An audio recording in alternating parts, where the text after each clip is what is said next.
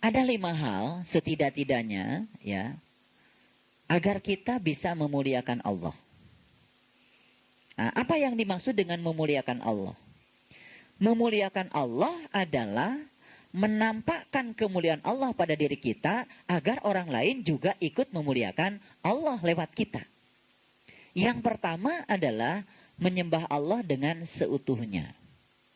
Ketika kita bisa membaktikan diri kepada Allah seutuhnya, kapan kita bisa membaktikan diri kita kepada Allah seutuhnya? Kalau kita sudah memakrifati Allah. Ya, kalau kita sudah memakrifati Allah, maka kita baru bisa membaktikan diri kepada Allah seutuhnya. Maka kepada orang-orang yang telah bisa seutuhnya membaktikan dirinya kepada Allah, di situ akan tercermin kemuliaan Allah. Yang kedua, kita harus bisa mengasihi orang-orang yang sama-sama percaya kepada Allah. Maksud saya gini. Kita saling mengasihi dengan sesama kita yang sama-sama percaya kepada Allah. Di komunitas kecil saja seperti ini. Coba perhatikan, kemuliaan Allah akan tampak nggak pada diri kita? Akan tampak. Ketika kemuliaan Allah tampak pada diri kita, maka kita telah menarik orang lain untuk memasuki kemuliaannya. Dan di situ secara tidak langsung kita telah ud'u ila sabili rabbika. Kita telah mengundang orang lain ke jalan Tuhan secara tidak langsung dengan menampakkan kemuliaan Allah pada diri kita. Dengan cara apa? Memberikan kasih kepada orang-orang yang sama-sama percaya kepada Allah. Kecil barangkali cuma sebatas memberitahu lewat SMS. Kecil barangkali cuma sebatas memberitahu ya lewat apa saja yang sifatnya memberikan pencerahan. Tapi kemudian orang lain bisa melihat kemuliaan Allah yang nampak pada diri kita. Karena intinya sebetulnya adalah ketika kita telah menjadi sumber kemuliaan Allah, maka kita akan menjadi pusat kerinduan orang lain. Karena gelombang yang terpancar dari otak kita itu pasti gelombangnya alfa. Syukur-syukur kalau gelombangnya gelombang theta. Syukur-syukur kalau gelombangnya delta gitu kan. Frekuensinya sudah sangat kecil sekali, panjang gelombangnya panjang ya, sehingga menimbulkan kenyamanan pada lingkungan. Akhirnya pada titik tertentu kita sudah tidak berbicara lagi pakai kata-kata, tapi sudah pakai bahasa rasa. Ya kan? Sudah tidak ada basa-basi lagi, tapi orang bisa merasakan kenyamanan yang luar biasa. Itu sudah pakai gelombang, itu sudah interaksinya sudah pakai gelombang. Mungkin di atas gelombang alfa itu sudah bisa interaksi itu terjadi. Dan sekarang kita kan sudah bisa membedakan. Orang yang punya gelombang beta, gelombang alfa, gelombang theta, gelombang delta, kita bisa merasakan. Yang gelombangnya masih beta dengan frekuensi 14 sampai 100 Hz, bagaimanapun dia ya berpenampilan luar seperti apa, tapi kalau keikhlasan dari dalam dirinya, kemuliaannya, ketulusannya belum nampak, dia belum bisa menampakkan kemuliaan Allah pada dirinya, tetap saja dia gelombangnya beta. Dan tidak bisa ditipu kan? Tidak bisa ditipu. Karena ya ciri orang yang telah mencapai lub, salah satunya adalah dia mampu menyaring kebenaran berdasarkan intuisi. Itu salah satu cirinya. Jadi kalau seseorang yang intuisinya sudah terbangun, itu sudah hidup. Nuraninya sudah hidup. Sehingga dia menyaring bukan pakai kata-kata, bukan pakai fakta, tapi pakai rasa. Nah kalau sudah berbicara rasa, itu sudah tidak bisa ditipu lagi. Tidak bisa dibohongi lagi. Kan itu adalah kebenaran. Itu yang disebut dengan nurani itu di situ sebetulnya. Nah makanya kalau di ajaran Hakmaliyah, itu ada yang namanya 7 martabat alam. Nah, martabat yang paling tinggi ya, itu adalah martabat Allah ketika Allah itu tidak diberi nama, tidak diberi sifat. Allah betul-betul Allah manunggal sendiri. Nah, kan Allah itu kan kemudian di martabat alam 7 itu kemudian Allah itu kemudian diberi nama, kemudian Allah diberi sifat, ya kan?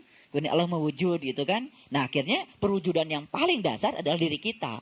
Ini adalah martabat Allah pada diri kita sebetulnya. Makanya sifat 20 Asmaul Husna semua diwariskan pada diri kita. Jadi kita itu menjadi gambaran Allah yang hidup.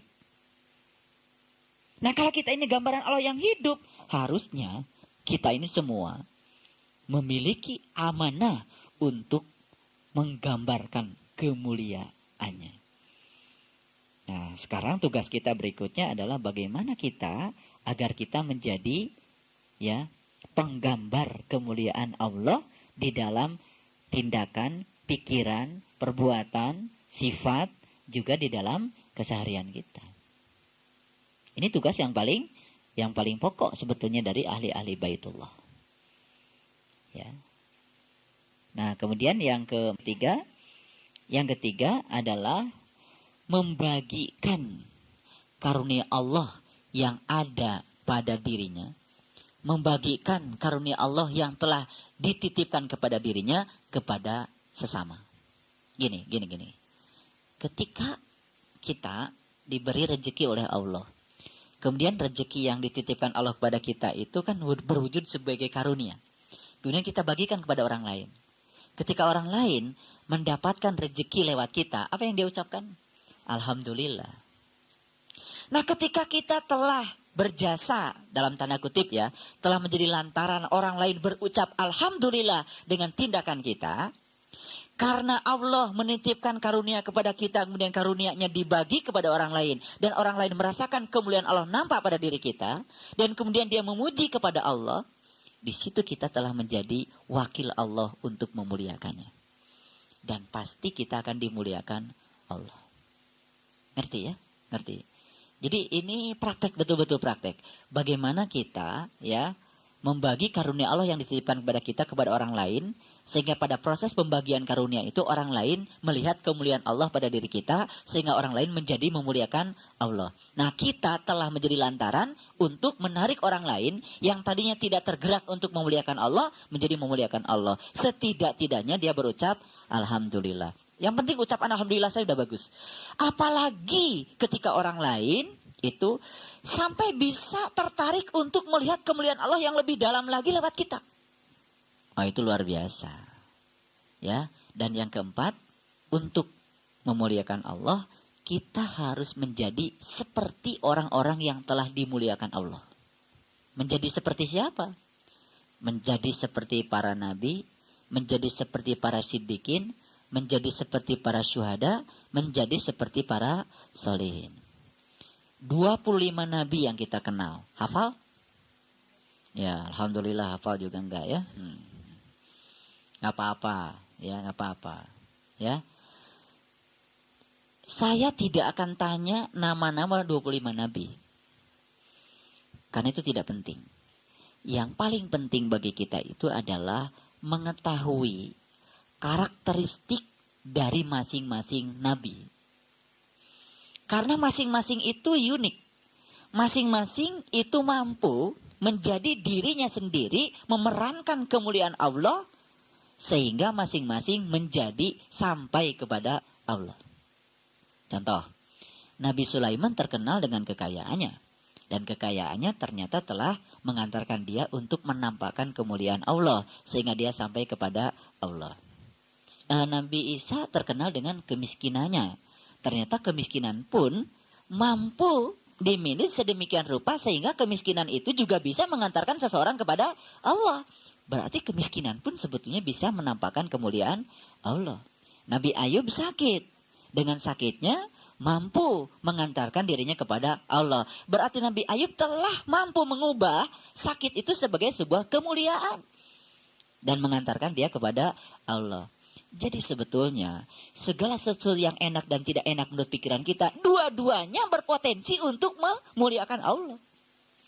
Dua-duanya berpotensi untuk mengantarkan kita kepada Allah. Jadi kalau ada orang, nanti saya mau ibadah kalau saya sudah sukses usaha. Gak akan sukses usahanya. Padahal ketidaksuksesan yang terjadi pada dirinya itu adalah proses pembentukan karakter.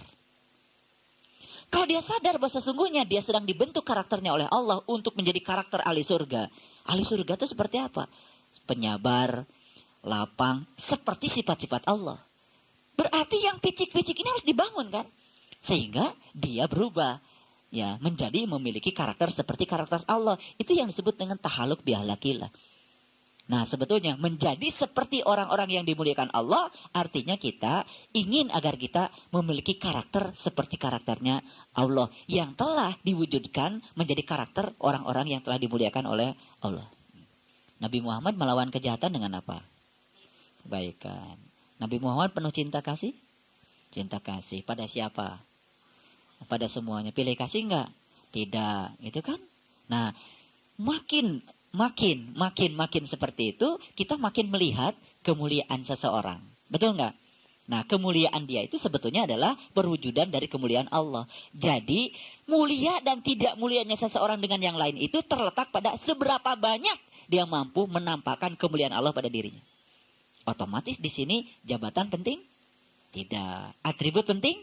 Tidak. Jadi sekarang yang paling penting itu adalah bagaimana seseorang itu sebesar-besarnya, sebanyak-banyaknya, dia mampu menjadi gambaran tentang kemuliaan Allah pada dirinya. Ayo. Masih pilih kasih, ngasih oleh-oleh hanya pada orang yang biasa ngasih oleh-oleh. Wah, itu cuma barter, tidak ada kebaikan di situ, ya kan? Ngerti? Nah, sekarang PR-nya bagi kita, bagaimana sekarang dalam sisa perjalanan kehidupan kita ini menjadi ya gambaran sebesar-besarnya, semaksimal mungkin tentang kemuliaannya yang ada pada diri kita. PR. Allah pelit nggak? Nggak. Sekarang yang pelit berarti harus berubah, ya kan? Supaya jadi gambaran tentang ya maha pemberinya Allah. Allah kan maha pemberi. Kalau jalan dari Tangerang sampai mana itu, sampai BSD situ, Asmaul Husna tuh sekarang alhamdulillah di Jakarta sudah dipasang jadi pelang kan. Ada Asmaul Husna mulai dari sebelah sana itu Rempoa lah mungkin sampai situ, itu di sepanjang jalan itu sudah ada Asmaul Husna ya. Alhamdulillah sudah ditulis Asmaul Husna di jalan ya kan. Sudah ditulis.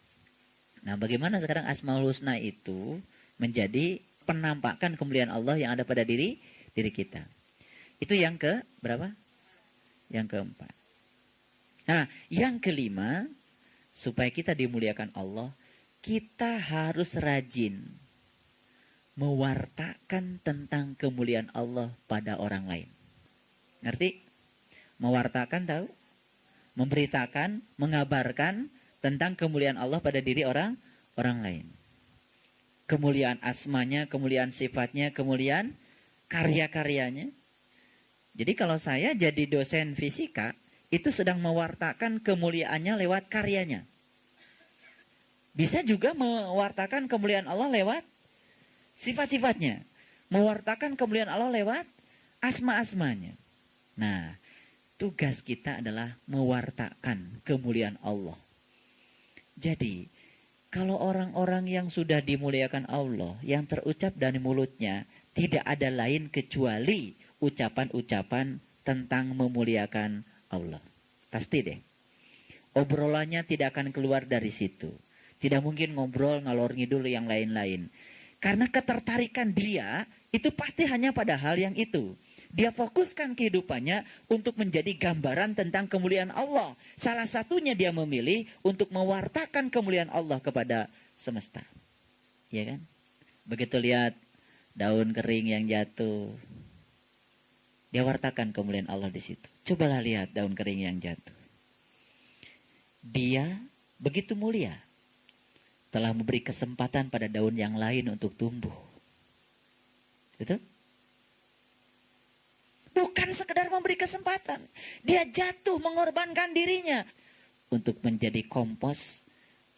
Dan dia jatuh di akar pohon itu. Dan kemudian dia merelakan dirinya untuk menjadi pupuk bagi pohon itu. Dan memberi kesempatan daun yang baru tumbuh tadi itu untuk tumbuh lebih besar lagi. Mulia gak daun yang kering? Mulia mana dengan kita? Daun telah menjadi daun. Ketika daun menjadi daun, menampakkan kemuliaan Allah. Ketika daun menjadi daun, dia menampakkan kemuliaan Allah. Walaupun cuma satu helai daun yang kering, tapi kita mampu mewartakan sehingga orang lain tercerahkan dengan warta kita. Subhanallah, luar biasa Allah. Berarti daun yang kering bukanlah suatu kebetulan. Dia memang tercerabut dari situ karena sudah masanya. Dia harus berganti dan berikan kesempatan kepada daun muda untuk tumbuh. Manusia seperti itu? Tidak. Jika perlu, ya, gunakan seluruh potensi untuk mempertahankan status quo. Betul? Iya, agar saya tetap ada di sini. Subhanallah. Muliaan daun daripada manusia. Betul nggak? Begitu dia jatuh dengan ikhlas, dia jatuh, kemudian dia membiarkan dirinya untuk menyatu dengan semesta. Dan ternyata dia menjadi kompos, diserap oleh akar. Dikasih kepada daun yang baru. Sehingga daun baru berterima kasih kepada dia. Terjadi sebuah proses siklus yang luar biasa. Betul nggak? Mungkin kita baru sadar bahwa daun yang jatuh itu karena kemuliaan Allah. Baru sadar malam ini kan? Alhamdulillah. Betul, harus sadar. Itulah namanya mencari wajah Allah di segala peristiwa. Di daun yang kering ada wajah Allah sekarang? Ada. Hidup daun yang kering? Hidup. Bersuara kepada kita? Bersuara. Berbicara kepada kita? Berbicara. Lihat akar saja bersuara. Akar, subhanallah. Dia ngasih makan pada pohon, ngasih makan pada dahan, ngasih makan pada ranting, pada daun, pada buah. Tapi akar tetap saja akar. Dia tetap saja di bawah, tidak pernah pameran. Betul? Iya. Kita baru bikin masjid satu aja udah minta diiklankan di semua televisi. Ya? Akarnya di atas, terbalik. Baik, saya simpulkan 5 hal kalau kita ingin dimuliakan Allah. 1, sembah Allah dengan seutuhnya. Yang kedua, kasihi orang-orang yang sama-sama percaya kepada Allah. Yang ketiga, berikanlah karunia Allah yang diberikan padamu pada sesama. Yang keempat, harus menjadi seperti orang-orang yang telah dimuliakan Allah. Dan yang kelima, setiap saat wartakan kemuliaan Allah pada siapapun. Maka kita akan menjadi penampakan dari kemuliaan Allah. Di situ kita akan menjadi lantaran orang lain melihat kemuliaan Allah. Kalau semua kita menyadari ini semua, kemuliaan Allah akan nampak?